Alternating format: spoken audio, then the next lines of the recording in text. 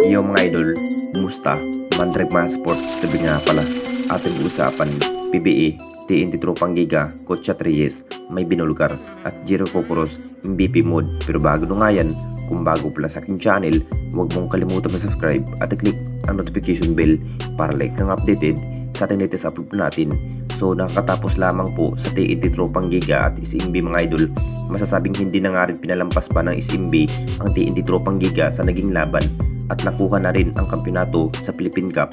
Masasabing ito na nga ba ang hinihintay ng lahat kung ano ang dapat gawin ng SMB, pinataod lang at dinurog ang TNT Tropang Giga hanggang finals. Mas lalo pang lumakas ang naging puwersa ng SMB ngayong season mga idol. Kung bakit ganito ang kanilang ipinikitang performance, mainit sa opensiba itong si Abay Junmar Fajardo na may 24 points at si CJ Perez na may 24 points at Jiro Cocoros na may 13 points. Naging impact na nga rin sa opensiba ang nasabing big man na si Abay Junmar Fajardo at si CJ Perez sa opensa. Kung bakit lamang na lamang nga ang kupunan ng SMB sa naging laban sa TNT Tropang Giga. Matapos sa naging laban, nagsasalita na rin itong si Coach Reyes mga idol na parang nagdududa nga ang nasabing coach na parang dinaya ng araw ang TNT Tropang Giga sa finals.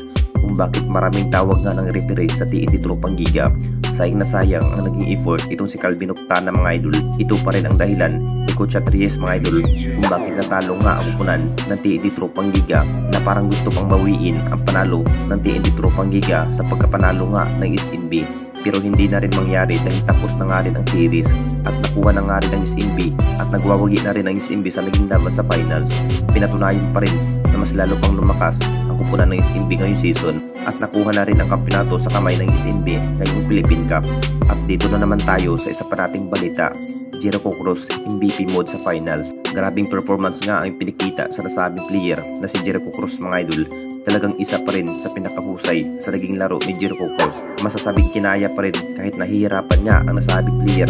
Kumpiyansa pa rin na matalo nga ang TNT Tropang Giga. Alam na natin lahat sa kakayanan ng TNT Tropang Giga. Lakas pa rin sa opensa. Maraming kampyonato na rin ang nakuha ng TNT Tropang Giga sa nagdaang season. Kahit natalo nga ang TNT Tropang Giga sa finals kontra sa SMB, binigyan naman ng magandang laban ang kupunan ng SMB. Talagang pinatunayan pa rin ni Jiro Cocoros mga idol na maabot na ang hinahangad na makuha ang kampyonato sa ating liga.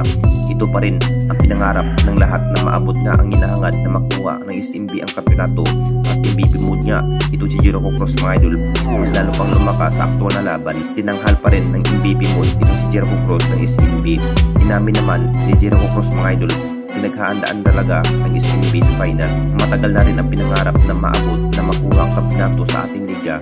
Kung bakit tinalo nga at pinataob ang kupunan ng TNT Tropang Giga sa finals. Kahit may Calvin Octana pa rin, masasabing champion pa rin ang SMB sa naging laban sa TNT Tropang Giga.